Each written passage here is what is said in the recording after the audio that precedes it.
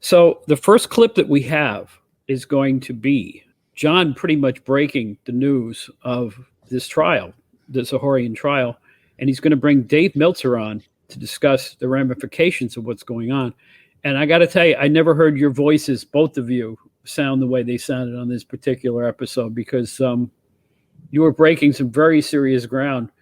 It must have been kind of nerve-wracking, John. It was, Bob. It was because, and once I got tipped off by Billy Graham, I mean, I couldn't say it back then, but he's the guy that kind of filled it in and filled me in on what was going on. And of course, it really dated back to Billy coming on Pro Wrestling Spotlight in March of I think it was March of 1990 or whatever. I mean, it's back in the archives when he talked about what steroids did to him.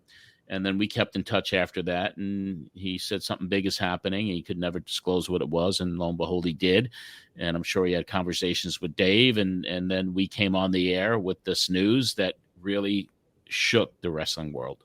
Well, there's the thing. You couldn't report it unless it was minute rice perfect. You couldn't come out and say this was going to happen unless it was going to happen. Right. Because this was some serious, serious stuff. And I know that the reaction where I worked and the reaction with the fans that I knew was everybody just got quiet because they didn't quite understand what was happening. Some I think the more veteran fans kind of had an inkling as to what was going to occur, but I don't think anyone could ever predict that it would be as big and broad based as was, considering the amount of people that testified and the eventual outcome of all this. So it really was kind of earth shattering, and it really made us all just. I don't know how to put it. It made us all think really hard about the business that we all enjoy and the way it was being run, to be honest. Yeah, I was totally disenchanted with the direction because I saw each and every week on WWF and even in WCW, guys getting bigger and bigger. They were just huge, and I just didn't like what was happening in the business as a guy who always really liked the authenticity of some of the wrestlers that I grew up with, but it was a whole different world. And especially it was, and it changed, it was too, how do I put this? You had WWF going for the family audience, which was cartoonish everything. And you had NWA/WCW going for, well, they really didn't know, and yeah. They were as confused as anyone as to what to present because they were getting their clocks cleaned in the TV ratings and in the arenas.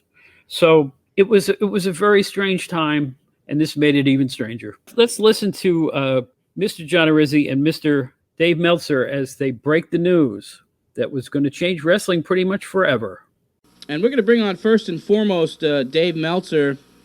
Dave, are you with us? I sure am. How you doing, John? How you doing this morning? Pretty good. Okay.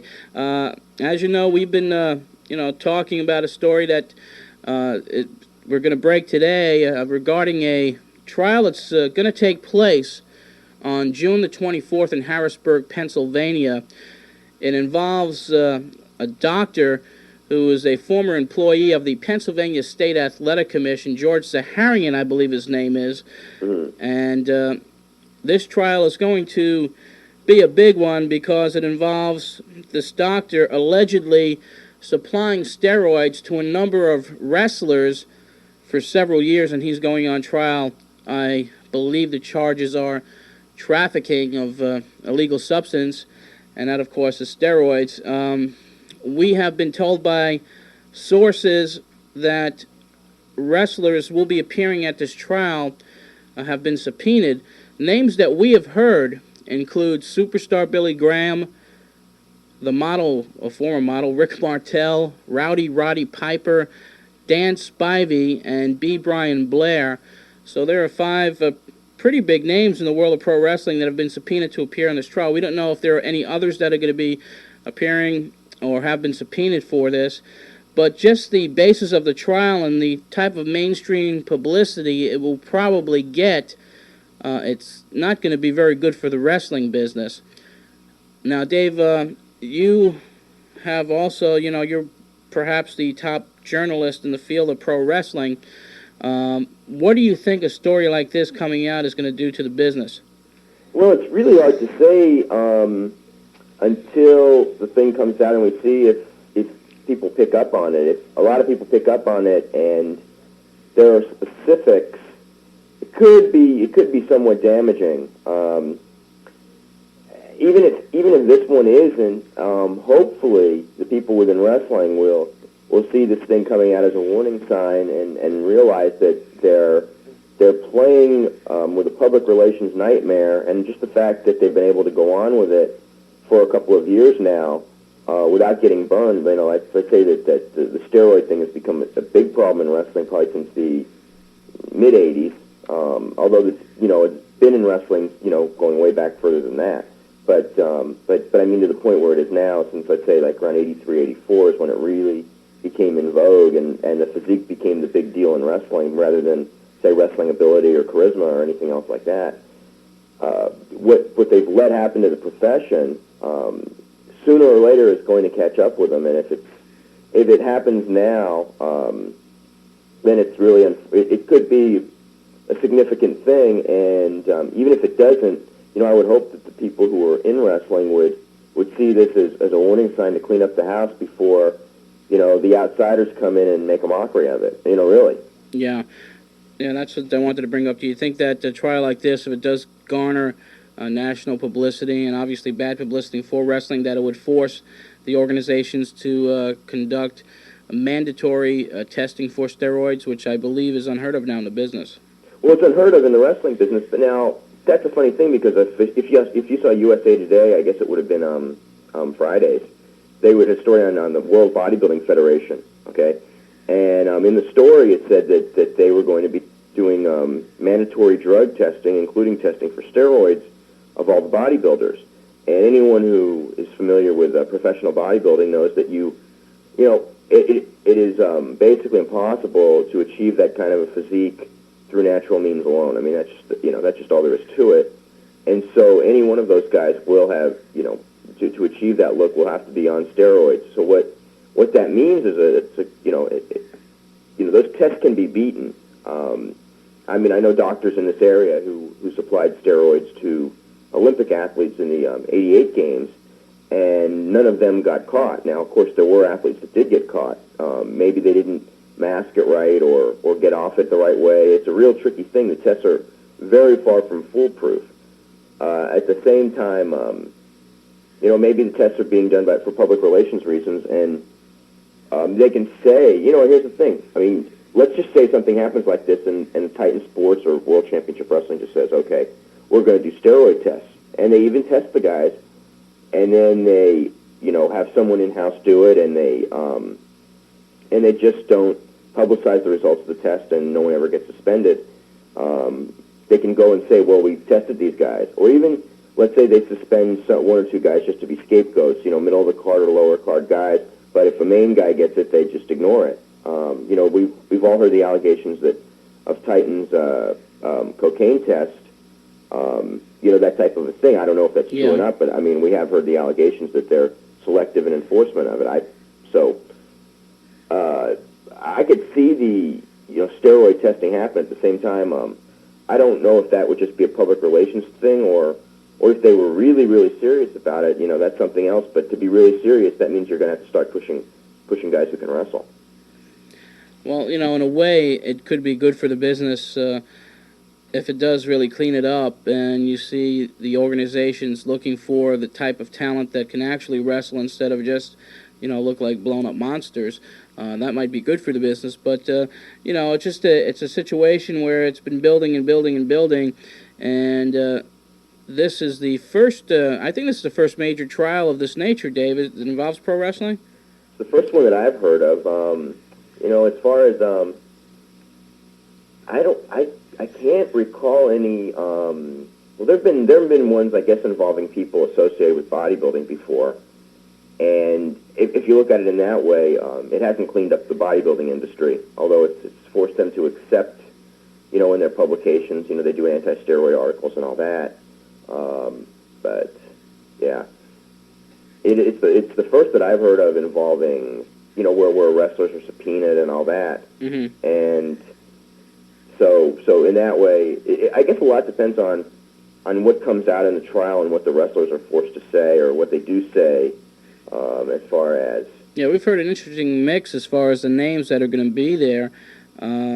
Ranging from wrestlers who are not affiliated with any major organization, which include, B. Brian Blair. These are just rumored names that, not rumored names, these are names that we were told that were to be there by a source. Of course, Billy Graham, which is the saddest story of professional wrestling right now involving steroids, and Billy is still incapacitated, not totally, but, he's still in bad shape because of years of steroid abuse. Others, the Rick Martel, who's really no longer affiliated with the WWF, Dangerous Danny Spivey, who is actively wrestling for WCW, and also the other name, Roddy Piper. Now, Piper doesn't look like a type of guy, and I'm not saying any of the others are either, but Piper certainly doesn't look like the type of guy that is on the juice, so to speak. Well, I'm certain just by looking at him that if he is, he's certainly not on the extent of on the extent of a lot of people. I mean, I know that like if you go to a World Wrestling Federation show, Piper actually almost looks out of place compared to if he's on a card with, let's say, the other 20 guys, he almost stands out like a sore thumb because he's the most normal looking one of the whole group generally. Oh yeah, definitely. So when I heard the names, I was surprised by the variety of the wrestlers who are going to be appearing at this thing. Now, you are in the wrestling business, Dave, as everybody knows. You have the largest insider wrestling publication weekly basis. It's the Wrestling Observer newsletter, and also you write a column for the National Sports Daily, which is a very, very popular column for that mainstream publication. As of this point, are you planning on doing something as far as a feature or on this upcoming trial for the National? Are they going to be covering this? I don't even know yet. I've actually sent a memo to Frank DeFord regarding what's going to happen, just kind of keeping him abreast. I actually haven't. We actually haven't spoken about it yet. And I think a lot depends. I'm sure that what comes out of this trial, I'm going to be covering, of course. And I guess how detailed depends on what actually comes out. Right. I mean, if there are a lot of specifics and of like quantities and just details of the whole thing, I guess it's going to be a major thing, and it's also going to be interesting just to see how the regular mainstream media, if there's going to be anything to it or nothing. And I guess really as far as mainstream media and the general public, I mean, no one is really aware of this. We've talked about this earlier in this week, but this is really the first time anything publicly has been said about this. Right. And I think that I believe that there's going to be a press conference within the next week or two. Yeah, in Harrisburg. In Harrisburg, right? And I guess when the reaction to that will give us a good reaction, like how much that's picked up and what's said. The reaction to that, I think, will give us a better indication of how well covered this thing is going to wind up being. I think that's the real key right now. Yeah, it's going to be a big one, I feel. Well, even if it's not a huge one right now, I mean, the problem is still the same. Yes. And, you said the one thing about in the long run, it'll be good for the business. And I really believe that, too, because the fact is that professional wrestling will go on. Professional wrestling doesn't need steroids because it was around 100 years before steroids, and it was drawing, the truth were to be known, much bigger crowds before these guys came in than it is now. And I'm not saying that the steroids have hurt the crowds, and all that. I mean, it's factors like, pay-per-view have hurt the live crowds. We all know that, okay? But if there were no steroids in wrestling, I believe wrestling would be every bit as popular as it is today. And I think that if it's cleaned up, there may be a dip because there are people who are going to see the real freaky physiques. Nevertheless, I think that 3 years down the road, if the whole thing were legitimately cleaned up, that the popularity would restore to the levels it's at right now, or maybe even exceed it, depending on whatever the cyclical nature of the pro wrestling business is to begin with. If no one was on them, I think that professional wrestling would, it really wouldn't in the long run hurt the popularity, and it would just make things better for the wrestlers themselves. Just because, I hate to see what we all fear is going to happen in 20 years to this active crop of WWF and top WCW wrestlers. Yeah, that's a sad thing because there are so many guys out there that, without mentioning any names, I think the listeners know who we're speaking about. Well, there you have it. John, that was... you guys, it must have been very nerve-wracking. I'll say it again. You guys had to have been actually nervous reporting what you had to say. That's very true. I mean, I was on pins and needles before that show, during that show, after that show, and for several months after that. It was really trying for me. By the way, for you fans out there keeping score, that clip was from episode 113, which was originally broadcast on June 9th, 1991.